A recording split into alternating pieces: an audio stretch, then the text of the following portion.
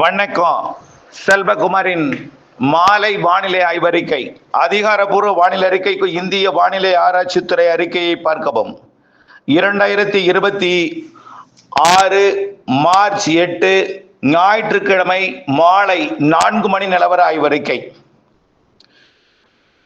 எதிர்பார்த்தது போலவே நேற்றை விட சில புள்ளிகள் வெப்பம் குறைந்திருக்கு. ஆனால் நேற்றைக்கு 102 தாண்டி இருக்கு வேலூர்ல. ஆனால் இன்றைக்கு வெப்பம் 102க்குள்ள தான் இருக்கும். நாளை 100க்குள் தான் இருக்கும். வேலூர், ஈரோடு மற்றும் கரூர், கோவில்பட்டி, பாளையங்கோட்டை, மதுரை இந்த பகுதியெல்லாம், சேலம், கரூர் இந்த பகுதி எல்லாமே கொஞ்சம், தாராபுரம் உட்பட தாராபுரம், உடுமலைப்பேட்டையில் கொஞ்சம் அதிகபட்ச வெப்பம் பதிவாயிருக்கும்.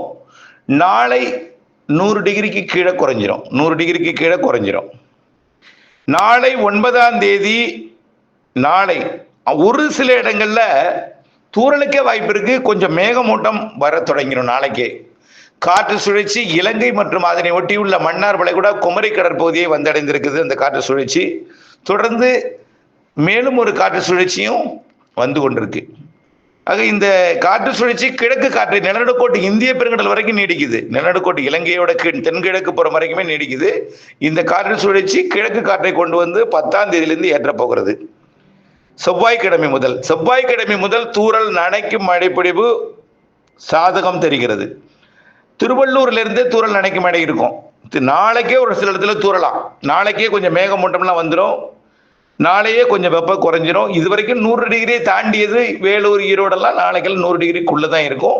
தொடர்ந்து இது இந்த மாத இறுதி வரைக்குமே 100 டிகிரிக்குள்ள தான் இருக்கும். இதுல நாளைய மறுநாள் செவ்வாய்க்கிழமை 10ஆம் தேதி மதியம் ஆங்காங்கே கருமேகம் சூழ்ந்து ஆங்காங்கே தூறல், லேசான மழை கூட கொடுக்கலாம். நனைக்கும் மழை, தூறல் வாய்ப்பு இருக்கிறது ஆங்காங்கே. 10ஆம் தேதி மதியம். மாலை என்ன ஆகும்னா, உள் மாவட்டங்களுக்கும் வட உள் மாவட்டங்கள் மற்றும் டெல்டாவிற்கு உள்ளே இருக்கக்கூடிய மாவட்டங்கள், ரொம்ப கர்நாடக எல்லையோர வரைக்கும் போகாது. வேலூர், திருப்பத்தூர், திருவண்ணாமலை, சென்னை, திருவள்ளூர், காஞ்சிபுரம், செங்கல்பட்டு, அப்புறம் புதுச்சேரி, கடலூர், விழுப்புரம், கள்ளக்குறிச்சி, அரியலூர், பெரம்பலூர், டெல்டா மாவட்டங்கள் இது வரைக்கும். அப்படியே தென் மாவட்டங்கள் தூறல்ங்க, ஆங்காங்கே தூறல், ஆங்காங்கே நனைக்கும் மழை ஒரு சில இடங்கள்ல இருக்கும். அவ்வளவுதான். இது எப்போ? 10ஆம் தேதி.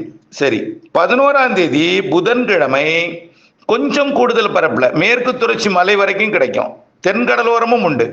11ஆம் தேதி டெல்டா தென் மாவட்டங்கள் தென்கடலோரத்திற்கு உறுதியா இருக்கு லேசான மழை. புதன்கிழமை 11ஆம் தேதி அதிகாலையே இருக்கும் இந்த மழை. அதிகாலை பார்த்தீங்கன்னா கொஞ்சம் மேகமூட்டங்கள்லாம், அதாவது பனிப்பொழிவு இருக்கும். அப்புறம் அப்படியே மேகமூட்டங்கள் வரும்.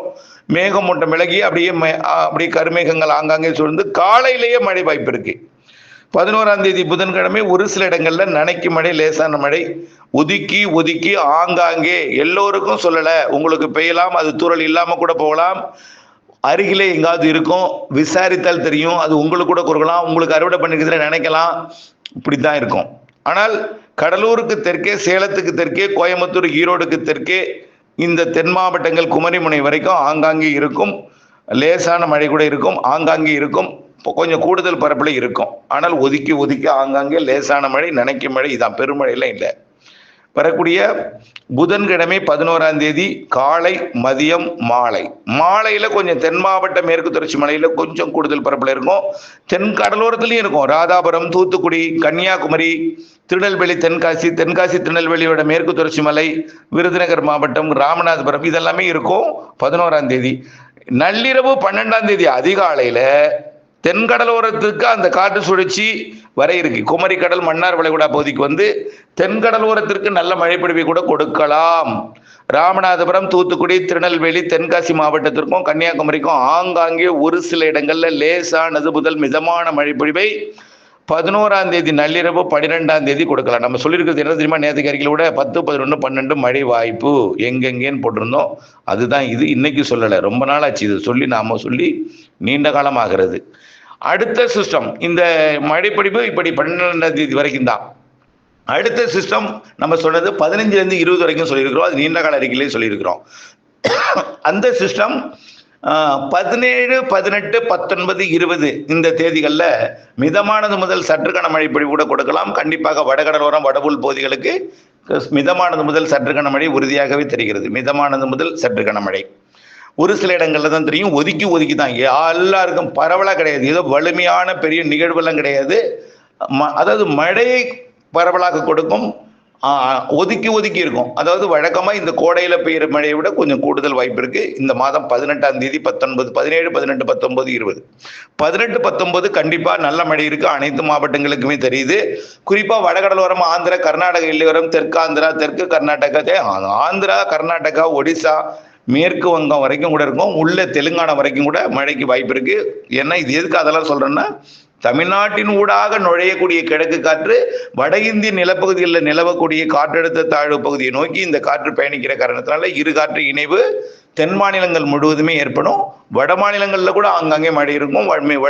அதாவது வடகிழக்கு மாநிலங்கள்லையும் மழை இருக்கும். ஆகவே இது ஏற்கனவே நம்ம சொன்னது தான். ஆகவே மீண்டும் ஒரு முறை, இது மழைக்கான எச்சரிக்கை அல்ல, மழை எதிர்பார்ப்பவர்களுக்கான அறிவிப்பு அல்ல. இந்த மழை பரவலாக பெய்யாது. ஆனால் 2 நிகழ்வு இருக்குன்னு ஏற்கனவே சொல்லியிருக்கிறோம். ஆனால் நான் பொறுத்திருங்கள், இந்த நிகழ்வு இன்னும் வரல. 2வது நிகழ்வு அதோட தீவிரத்தன்மையெல்லாம் ஆய்வில் இருக்கு. கொஞ்சம் கூடுதல் தீவிரம் இருக்கலாம்னு சொன்னா நீங்க என்ன செய்வீங்க? இன்றையோட இந்த வானிலை அறிக்கை கேட்டு இருக்கலாம்னுட்டு ஏதாவது ஒரு தேவையில்லாத முன்னெச்சரிக்கை எடுப்பீங்க, பச்சையா பிடிச்சி அறுவடை பண்ணுவீங்க, தேவையில்லாததை என்ன மனவேதனைப்படுத்துவீங்க.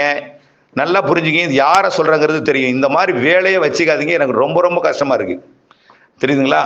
ஓகே.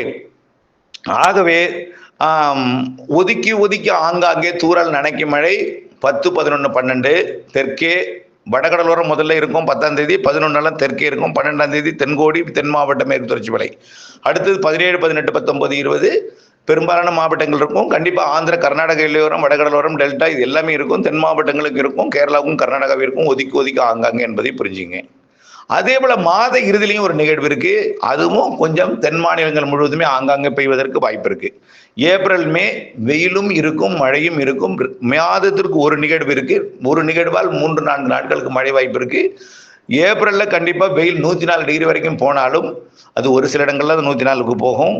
இந்த நேற்றைக்கு இன்றைக்கு இருந்தது இல்லை, இதை விட ஒரு 2 டிகிரி கூடலாம், அவ்வளவுதான். அக்னி நட்சத்திர காலத்துல மழையே இருக்க வாய்ப்பு இருக்கு, நிகழ்வு இருக்க வாய்ப்பு இருக்கு. மாதத்துக்கு ஒரு நிகழ்வு உறுதி. முன்கூட்டியே தொடங்கும் தென்மேற்கு பருவமழை மே இறுதி வாரம். கண்டிப்பா மே 31ஆம் தேதி தென்மேற்கு பருவமழை. அரபிக்கடல் வெப்பம் உயர்கின்ற காரணத்தினால மேலும் உயர்கின்ற காரணத்தினால அரபிக்கடல் நிகழ்வு உருவாகும். கண்டிப்பா இவெல்லாம் ஏற்கனவே நீண்ட கால அறிக்கையில் சொல்லியிருக்கிறோம். தொடர்ந்து அப்டேட்ஸோட இணைந்திருங்கள். அப்டேட்ஸ் அறிந்து, துல்லியம் அறிந்து, புரிந்து உணர்ந்து, அறிவியலை உணர்ந்து, வானிலையை உணர்ந்து, இயற்கையை உணர்ந்து செயல்பட வேண்டும். அதுதான் உங்களை கேட்டுக்கொள்கிறேன். இணைந்திருங்கள் அப்டேட்ஸுடன். நன்றி.